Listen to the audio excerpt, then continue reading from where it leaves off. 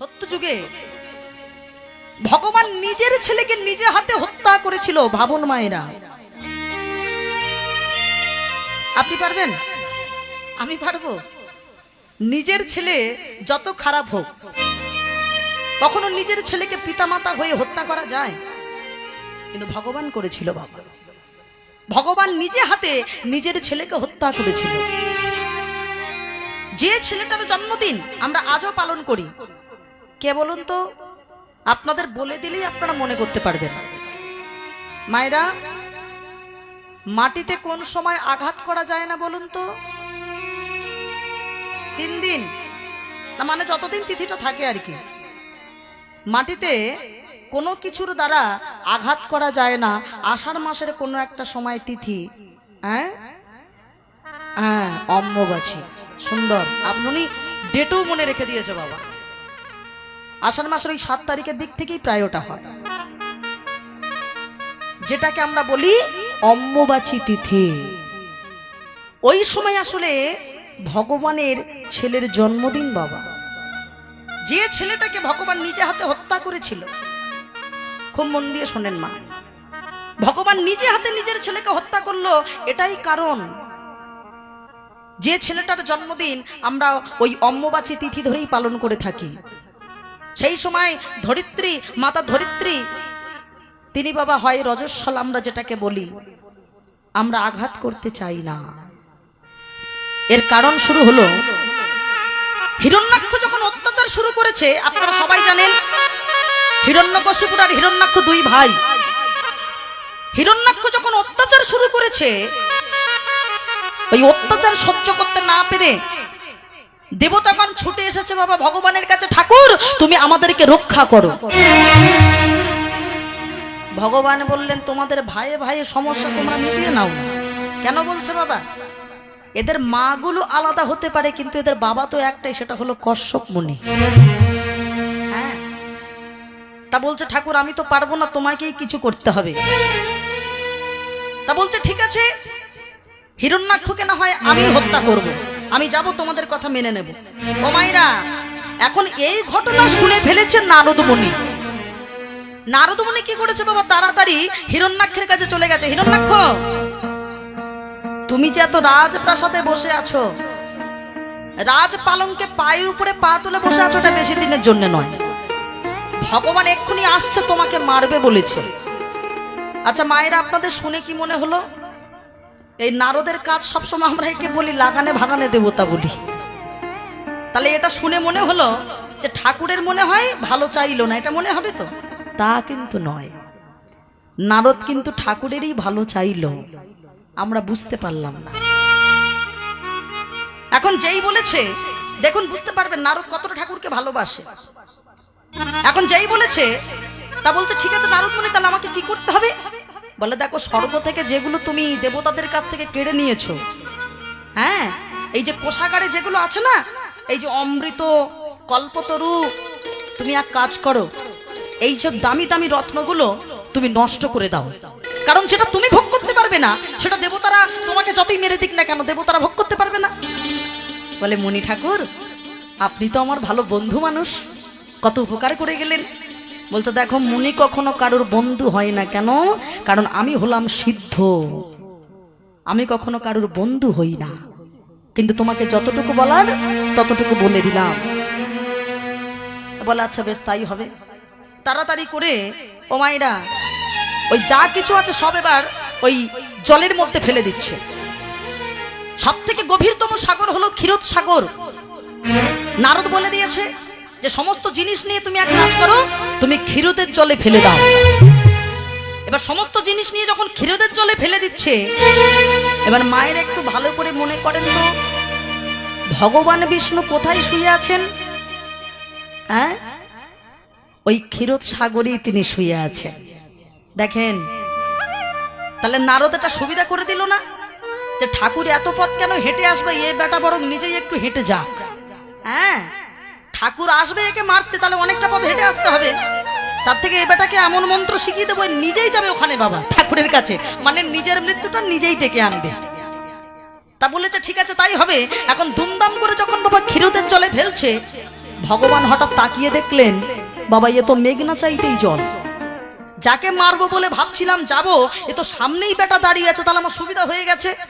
ভগবান সঙ্গে সঙ্গে হিরণ্যাক্ষকে মারবার জন্য যেই না এবার তাড়া করেছে, হিরণ্যাক্ষ তাড়াতাড়ি ছুটে গিয়ে একটা গুহার ভিতরে ঢুকে গেছে।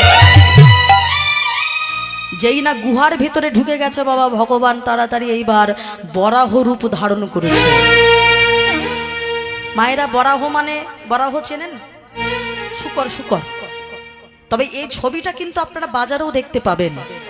শুকরের দেখবেন যেগুলো বন্য শুকর, দেখবেন তার সামনে একটা দন্ত থাকে, দাঁত থাকে, থাকে না? হ্যাঁ, দেখবেন একটা ছবি বাজারে পাওয়া যায়। এই শুকর রূপ ভগবান যে ধারণ করে আছে, এই শুকর রূপ ধারণ করে তাড়াতাড়ি করে ওই গুহার ভিতরে গিয়ে হিরণ্যাক্ষকে বধ করে দিয়েছে। ভগবান হিরণ্যাক্ষকে বধ করে বাইরে এসেছে, সারা শরীরটা রক্ত।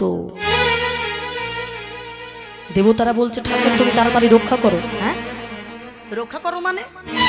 আমি এক্ষুনি তো হিরণ্যাক্ষকে বধ করলাম, আবার কি রক্ষা করব? বলছে ঠাকুর ভালো করে তাকিয়ে দেখো, হিরণ্যাক্ষ জলের ভিতরে সব ফেলতে ফেলতে সমগ্র যে পৃথিবী, ওই পৃথিবীটাকেও জলের মধ্যে ফেলে দিয়েছে। পৃথিবীটা যেই না তাকিয়ে দেখছে, পৃথিবীটা ততক্ষণ অর্ধ জলমগ্ন হয়ে গেছে বাবা। হ্যাঁ, বলে ঠাকুর পৃথিবী যদি না থাকে তাহলে পৃথিবীর বুকে ভক্ত কখনো থাকবে না, আর ভক্ত না থাকলে মনে রেখো তোমার মতো ভগবানের কখনো অস্তিত্ব থাকবে না। কি মা, ভগবান রাজ সিংহাসনে বসে আছে, যদি ভক্ত না থাকে তাহলে তার নামটা শুনবে কে আর করবে কে বাবা? তা দেবতারা বলে বসলো ঠাকুর তুমি পৃথিবীকে যদি রক্ষা না করো, কারণ হিরণ্যাক্ষ তো পৃথিবীকেও জলের মধ্যে ফেলে দিয়েছে। তাড়াতাড়ি করে ভগবান ওই বরাহরূপ যে ধরেছিল, ওই নিজের যে সামনে দন্ত ছিল, ওই দন্ত দিয়ে বাবা পৃথিবীটাকে তুলে ধরেছে। ছবিটা দেখবেন বাজারে পাওয়া যায়। ভগবান বরাহরূপ মানে শুকর রূপ অর্ধেকটা ধারণ করে আছে, আর দেখবেন সামনে দন্তের মাথায় একটা গোলাকার পৃথিবীর স্বরূপ আছে না, এটা দেখতে পাওয়া যায়। আর যেই না বাবা সঙ্গে সঙ্গে পৃথিবীকে রক্ষা করেছে, ভগবানের কৃপায়, ভগবানের ছোঁয়ায় মা ধরিত্রী হয়ে গেল গর্ভবতী। সেই গর্ভ ভূমিষ্ঠ হলো ওই যে অম্বুবাচী তিথি যেটা বলি, ওই তিথিতে ভগবানের কৃপায়, ভগবানের ছোঁয়ায় মা ধরিত্রী যখনই গর্ভবতী হলো, একটি সন্তান জন্ম নিল যার নাম হলো নরকাসুর। নরকাসুর জন্ম নিয়েছে। এবার নরকাসুর মাকে প্রশ্ন করছে, মা, মা কি করে সন্তান জন্ম নিয়েছে, আদর করছে। ও মা, আমার বাবাকে।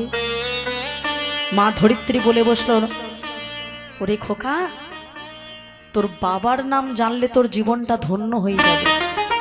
হ্যাঁ, তোর বাবার কথা শুনলে তোর জীবনটা আনন্দে পরিপূর্ণ হয়ে যাবে। ওরে, এই গোলকপতি হরি শ্রী বিষ্ণু নারায়ণ হলো তোর পিতা।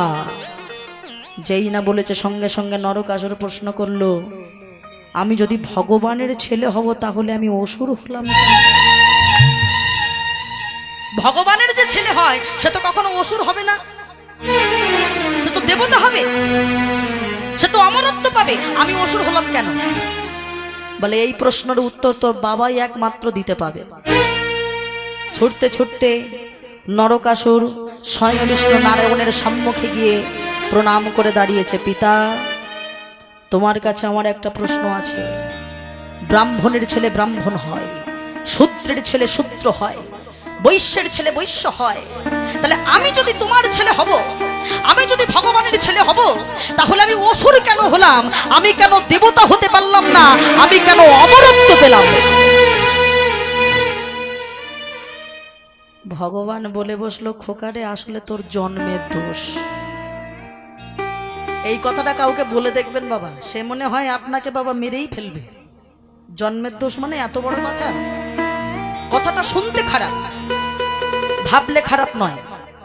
বলছে খোকা তোর জন্মের দোষ কেন জানিস? তুই যে সময় তোর মায়ের গর্ভে এসেছিলি সেই সময়টা ছিল খারাপ। মায়ের এটা আপনাদেরও শোনা দরকার, আমাদের প্রত্যেকটা নারী জাতির জানা দরকার।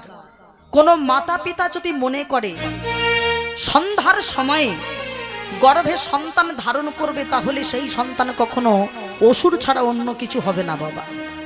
বলে বসলো, খোকা তুই যে সময় তোর মায়ের গর্ভে এসেছিলি সেই সময়টা ছিল দিনের শেষ প্রহরের শেষ লগ্ন, আর রাতের প্রথম প্রহরের প্রথম লগ্ন, যেটাকে বলা হয় সন্ধ্যা। এই সন্ধ্যার সময় মানুষের উচিত ভগবানের ভজন সাধন করা। আর এই সময়ে যদি কোনো মাতার গর্ভে একবার সন্তান ধারণ করে ফেলে, তাহলে সেই সন্তান অসুর প্রকৃতির জন্ম নেয়। সেই জন্য তুই অসুর হয়েছিস। সঙ্গে সঙ্গে নরকাসুর প্রশ্ন করল, পিতা দোষটা আমার নাকি তোমার? জন্মটা কে দিয়েছিল? পৃথিবীতে এনেছিলটা কে? এনেছ তুমি। তোমার কৃপায় আমার মা গর্ভবতী হয়েছিল। দোষটা কার, আমার নাকি তোমার? ভগবান বলে বসলো, প্রশ্ন যখন করেছিস বাবা, তুই তো বলছিস, কিন্তু আমি যদি সেই সময় তোর মাকে যদি না একবার স্পর্শ যদি না করতাম, তাহলে তোর মা পৃথিবী এই ধরাধামকে, এই ধরিত্রীকে বাঁচানো যেত না। কারণ হিরণ্যাক্ষ তোর মাকে জলে ফেলে দিয়েছিল। ওই মুহূর্তে বাঁচানো ছাড়া আমার আর কিছু করার ছিল না। আচ্ছা বেশ, আমি তোকে অমরত্ব দেব। তোর যখন এত আফসোস, এত কষ্ট, আমি তোকে অমরত্ব দেব।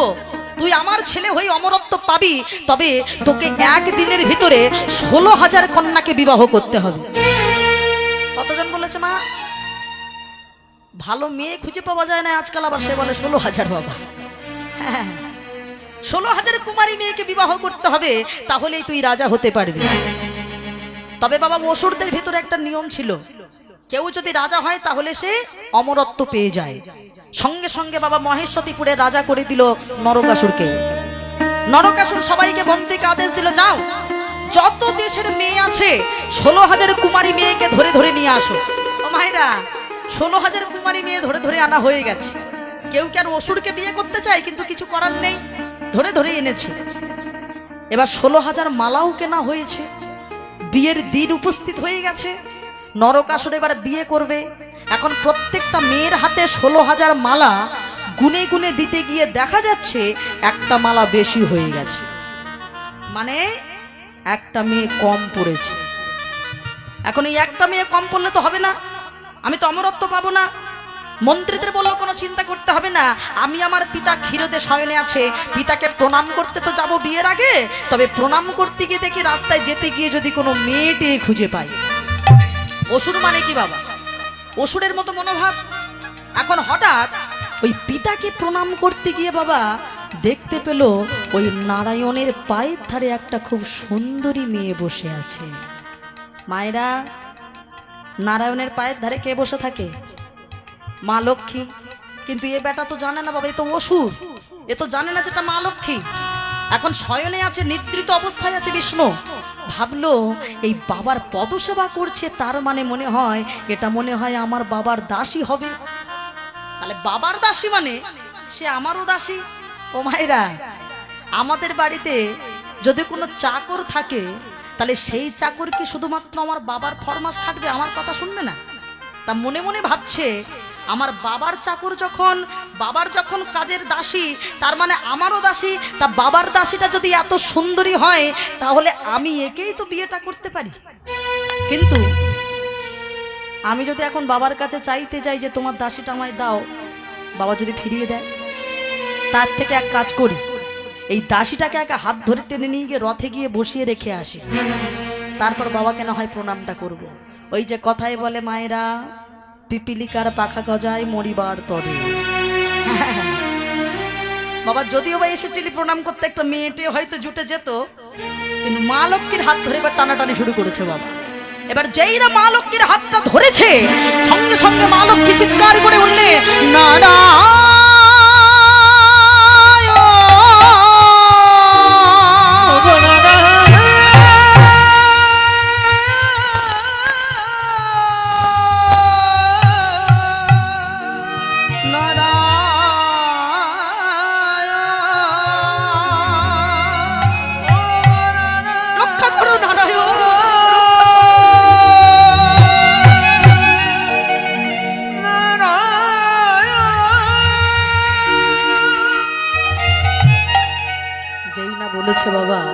এই চিৎকার শুনে যেই ঘুমন্ত অবস্থায় ছিল, নিদ্রিত অবস্থায়, তাড়াতাড়ি করে বিষ্ণু নারায়ণ যেই না চোখটা মেলে তাকিয়েছে, দেখছে নরকাসুর মা লক্ষ্মীর হাত ধরে আছে।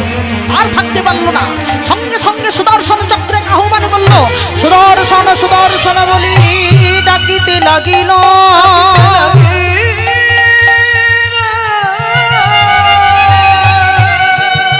কোথা ছিল সুদর্শন উপনীতা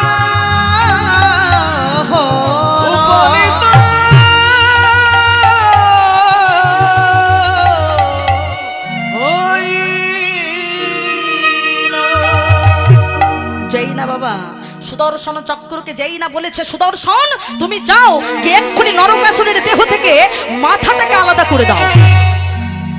মায়েরা, সুদর্শন তাড়াতাড়ি করে নরকাসুরের ওই দেহ থেকে মাথাটাকে আলাদা করে দিয়েছে। মা লক্ষ্মী বলে বসলে, এ তুমি কি করলে প্রভু? নিজে পিতা হয়ে নিজের সন্তানকে হত্যা করলে। কু সন্তান যদ্যপি হয়, কু মাতা পিতা কদাপি নয়। কি মায়েরা, সন্তান যতই খারাপ হোক, আমরা পিতা মাতারা খারাপ হতে পারবো? কু সন্তান যদ্যপি হয়, কু মাতা পিতা কদাপি নয়। তুমি নিজে পিতা হয়ে তোমার ছেলেকে হত্যা করলে। বিষ্ণু নারায়ণ বলল, লক্ষ্মী তুমি আসল তত্ত্বটাই বুঝলে না। আমার কাছে যারা আমার হাতে মরেছে, তোমার কি মনে হয় তারা সবাই পাপী তাপী মানুষ? আমার হাতে যারা মারা গেছে তারা অনেক সৌভাগ্যবান। আমার হাতে মারা গিয়েছে মানে ও উদ্ধার হয়ে গেছে। কজনের সৌভাগ্য হয় আমার হাতে মৃত্যুবরণ করবার? কি বলেন মায়েরা? আমরা মানুষরা রাস্তাঘাটে অপঘাতে পড়ে আমাদের মৃত্যু হয়ে যাচ্ছে বাবা, কিন্তু ভগবানকে আমাদের কৃপা করে তার নিজে হাতে তার নিজে কোলে নিয়ে কি আমাদের মৃত্যু দেয়? আমরা হিরণ্যকশিপুরকে দেখেছি ভগবান নিজের কোলে ফেলে রক্ত মাংস ছিঁড়ে ছিঁড়ে খাচ্ছে। ভগবানকে আসলেই রক্তটা খেয়েছিল? ভগবান বুঝিয়েছিল, প্রহ্লাদ তোমার পিতার মতো এত বড় ভক্ত হয় না গো। এই জগতে কোনো ভক্তের এমন সৌভাগ্য হয় না আমার কোলে বসে মরবার। তোমার পিতার হয়েছে, তাই তো তার শিরা উপশিরাগুলো আমি চুষে চুষে দেখছি কোন শিরায় কোন ধবনীতে কৃষ্ণ নাম ধ্বনিত হচ্ছে। হ্যাঁ, জগতে সবাই জানে আমি নরসিংহ রূপ ধারণ করেছি, মানে আমি রক্ত খাচ্ছি না গো। আমি দেখছিলাম তার কোথায় প্রেম ভক্তি লুকানো আছে।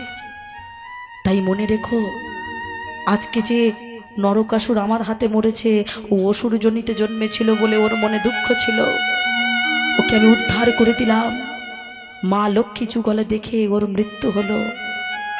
কিন্তু তুমি নয় তোমার ছেলেকে উদ্ধার করলে, কিন্তু ওদিকে যে 16,000 মেয়ে বসে আছে যাদের নানি মুখ হয়ে গেছে, এখন তারা কি করবে? তারা তো লগ্নভ্রষ্টা হলো। চিন্তা করো না, ওই 16,000 মেয়ে ওরা তপস্যা করবে, ওদেরকে আমি উদ্ধার করব। কিভাবে?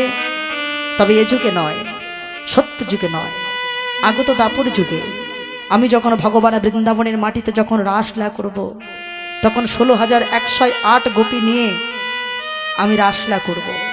ওই 16,000 যে কুমারী আছে, ওই 16,000 কন্যা, ওরাই হবে আমার গোপী। ওরা এই যুগ থেকে আমাকে তপস্যা করে যাবে, তারপরেই তো আমায় পাবে। ভগবান শ্রীকৃষ্ণ রাসলীলা করেছিলেন বাবা 16,108টা গোপী নিয়ে, উদ্ধার হয়ে গেল। তাহলে দেখুন, ভগবান নিজে হাতে নিজের ছেলেকে হত্যা করেছিল কেন? বলে আমি কখনো অপরাধ কখনো সহ্য করি না। অপরাধ কখনো ভগবান সহ্য করতে পারে না মা। ভগবান বলে আমি তোমার গৃহে কিচ্ছু চাই না গো। আমরা তো সবাই প্রসাদ দিই মা, ভগবানকে আমাদের গৃহে কোনো কিছুর আশা করে? বলে মনে রেখো, অনেক অনেক অন্ন ব্যঞ্জনের দরকার নেই। কেউ যদি পরাশরীর মতো আমাকে একটু কলার খোসা দিয়ে সেবা দেয়, আমি সেটাই গ্রহণ করি গো। এর বেশি আমার আর কিচ্ছু চাই না। পরাশরী দেবী যার ঘরে একটা চালের দানা পর্যন্ত ছিল না, কৃষ্ণকে নিজে হাতে কলা খাওয়াতে গিয়ে কৃষ্ণকে কাছে পেয়ে কোনটা যে শ্বাস কোনটা যে ছালে বুঝতে পারিনি, ওই খোসাটা নিয়ে বারবার ভগবানের মুখে ধরেছিল। ভগবান বলেন, এমন কৃষ্ণ ভক্তি যার অন্তরে রয়, আমি তো তার কাছেই যাই গো। সেই পরাশরী দেবী ভগবানের চরণ ধরে বলেছিল, দয়াময় তোমার কাছে কৃপা ছাড়ার কিছু চাই না। তেমন আমরাও হরিবাসনে এসেছি বাবা, তার কাছে কৃপা ছাড়া আমরা আর কিছু চাইবো না। ওগো দয়াময় তোমার কাছে ওই কৃপা ছাড়া আমরা আর কিছু চাই না। ওগো দয়াময় কৃপা করো, দয়া করো একবার, কৃপা করো একবার। হরি বল হরি বল হরি বল।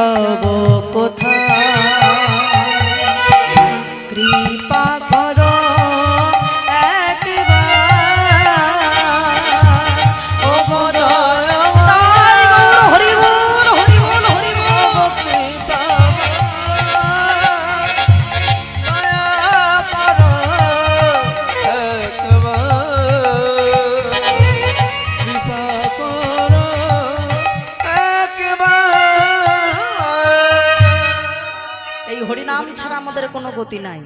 অনেকটা রাত বাড়ছে আর আমাদের যেভাবে ঠান্ডাটাও লাগা শুরু হয়েছে বাবা, আমাদের কষ্টটাও বাড়ছে। যাই হোক মা, আর একটু কষ্ট করে আপনারা বসুন। আজকের দিন তো আর কালকের দিনটা তো এমন আর হবে না মা, তাই সবাই মিলে একটু কষ্ট করে বসতে হবে। কেন? কারণ হরিনাম ছাড়া আমাদের উদ্ধারের আর কোনো পথ নাই। মহাপ্রভু তিনি নিজেই বলেছিলেন, হরির নামইব হরির নামইব হরির নামইব কি বলম কলৌ নাস্তিব নাস্তিব নাস্তিব গতিরন্যথা। হরিনাম ছাড়া কোনো গতি নাই, গতি নাই, গতি নাই। তাই যে নাম ছাড়া গতি নাই, মাঝে মধ্যে একটু হাতে তালি দিয়ে হরি বলো বলতে হয়। কেন বলেন তো? বলে না হলে তো বাবা নিদ্রা দেবী ভর করে যায়। ওই জন্য সবাই মিলে দুটি বাহু তুলে বলবো হরি বল। হাত তুলে হরি বল হরি বল।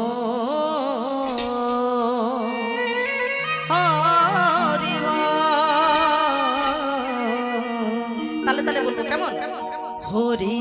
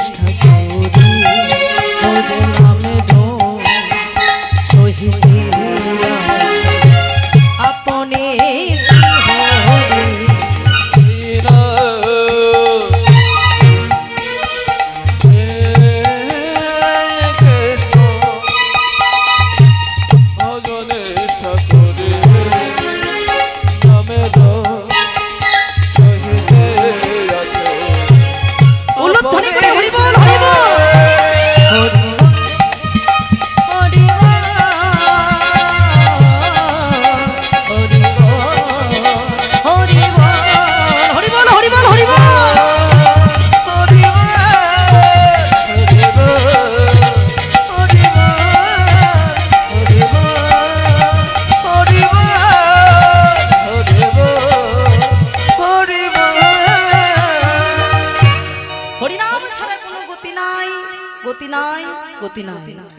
তাই শ্রীমতী রাধা রানী আমার আজ বলে বসলো রে সখী রে, আমার প্রাণবধূর জন্য আমার এখন কেমন অবস্থা যায়। মায়েরা এখন যে ঘরে বসবাস করে সোজাসুজি তো বলা যায় না, একটু ঘুরিয়ে পেঁচিয়ে বলছে, শোন শোন, আমি যে ঘরে বসবাস করি, যেখানে আমার শাশুড়ি হলো বাঘিনী আর ননদী হলো নাগিনী, হ্যাঁ এই ঘরে আমার বসবাস। তাই শোন শোন, আমার মনের দুঃখের কথা তুই ছাড়া, তোরাই হলে আমার মরম সখী, তোদের ছাড়া আমি কাদের বলি বল। ওরে সখী রে, আমার দুঃখের কথা শোন। তাই বক্ত্র যার তিনি দুন তাহার বাহন পুন, বক্ত্র যার তিনি দুন তাহার বাহন পুন, তাহারি ভক্ষের নিজ সুতে, তাহারি ভক্ষের নিজ সুতে, তাহারি ভক্ষের নিজ সুতে, তাহারি ভক্ষের নিজ সুতে। এই বানদুন শিরোজার পুরি নষ্ট কইল তার, বানদুন শিরোজার পুরি নষ্ট কইল তার, এ মতি দহিছে মোর চিতে, এ মতি দহিছে মোর চিতে, এ মতি দহিছে মোর চিতে, এ মতি দহিছে মোর চিতে। কথাটা কি বলছে? বক্ত্র যার তিন দুন তাহারও বাহন পুন। তাহলে বক্ত্র কথার অর্থটা কি? রিভাবটা কমাও। বক্ত্র কথার অর্থ কি? বদন বা মুখ। ও মাইরা, বদন বা মুখ। এবার বলছে তিন দুন, মানে তিন দুয়ে কত হয়? মায়েরা তিন দুয়ে কত হয়? হ্যাঁ না, তিন দুগুণে গুণের কথা বলছি, 6 হবে। তাহলে এইবার বলছে ওই 6টা মাথা কার আছে, 6টা মুখ কার? ছটা মুখ কার হবে?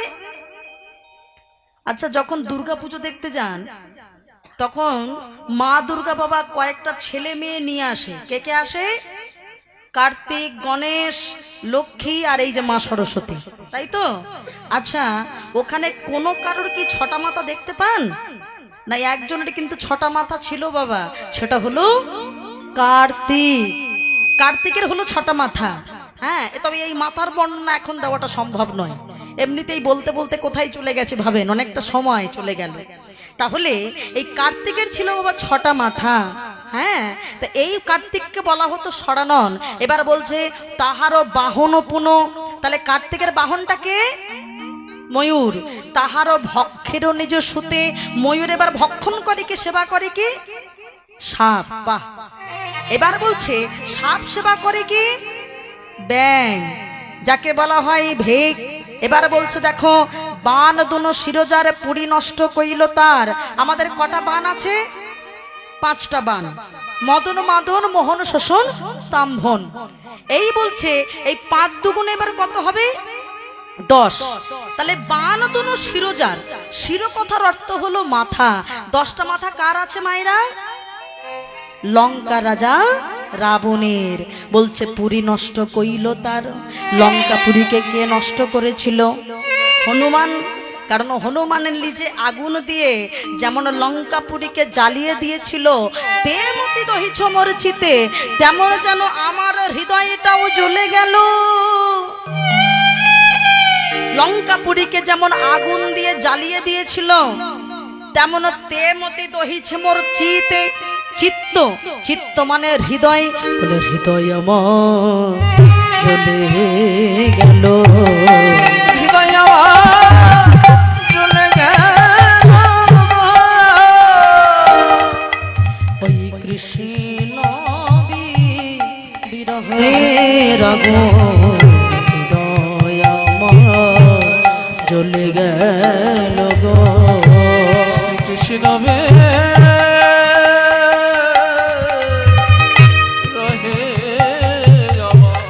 এখন আমি বাঁচব না রে, ওই কৃষ্ণ বলি আর বুঝি বাঁচিব না রে। হরি বল, হরি বল, হরি বল। বাঁচি না রে, কৃষ্ণ রহে আমি, অঙ্গ আমার চলে গেল। তাই শোনো শোনো সখী, মুনি 3 গুণ করি বেদে মিশাইয়া পড়ি। দেখো সখী একত্র করিয়া, আমি অভাগিনী রামা, বিধি মোর কইল বামা, গড়া শিব বান ঘোচাইয়া। প্রত্যেকটা কথা মাইরা মনে হয় বোধহয় খুব কঠিন কথা, কিন্তু এই যে আপনারা দেখুন নিজেরাই কিন্তু উত্তরগুলো দিয়ে দিচ্ছেন, কোনোটাই কঠিন নয়। একটু ঘুরিয়ে ঘুরিয়ে বলছে। মুনি 3 গুণ করি, ব্রহ্মার হলো সপ্তমুনি, সেটাকে যদি 3 দিয়ে গুণ করতে বলছে রাধারানী, তাহলে 3 সাথে কত হলো? 21। মায়েরা ভাবতেই পারেন এ কি কীর্তন শোনাতে এসেছে নাকি রে বাবা অঙ্ক করতে এসেছে, বলতো দেখি বাবা। তবে বাবা এইভাবে যদি আমরা নিজেরা নিজেরা না বলে নিই, এই বলে নিলে পরে শুনতে ভালো লাগে, তাই না? না হলে আমি কিছুটা বকে যাবো আর আপনারা কিছুটা বোকার মতো শুধু যদি শুনেই যান, তাহলে কিছুক্ষণ পরে কি হবে, গাটা এলিয়েই পড়বে, মানে ঘুম পাবে আর কি। কেউ যদি সারাক্ষণ গল্প করতে থাকে আর একজন যদি সারাক্ষণ শুনতে থাকে, তাহলে আর ভালো লাগে না। কিন্তু উভয়কে একটু গল্প করার সুযোগটা দেওয়া দরকার। তা বলছে দেখো ব্রহ্মার হলো সপ্তমণি, আর তার সঙ্গে ওই সপ্তমণি আর 3 যদি গুণ করা হয় হলো 3 সাথে 21। এবার বলছে বেদে মিশাইয়া পড়ি। মায়ের আমাদের কটা বেদ আছে শাস্ত্রে? 4টি বেদ। কি কি? ঋক, সাম, যজু, অথর্ব। এবার বলছে 21-এর সাথে যদি 4 যোগ করা হয় কত হবে মা? 25। এবার বলছে দেখো সখী একত্র করিয়া, আমি অভাগিনী রামা, বিধি মোর কইল বামা, গড়া শিব বান ঘোচাইয়া। 25-এর থেকে এখন যদি আবার বলা হয় পঞ্চবান বাদ দিতে হবে, তাহলে কত হলো এবার? 20। এই 20টাকে সাধু ভাষায় কি বলা হয় বাবা? বাবা এ তো 20টা খুব ভালো চেনে মনে হয়। এতক্ষণ উত্তর দেয়নি, মায়েরাই দিল সব কঠিন কঠিন উত্তর, এইবারটা উত্তর দিল। বলে দিতে আমায় বেশি হরি বল হরি বল হরি বল হরি বল।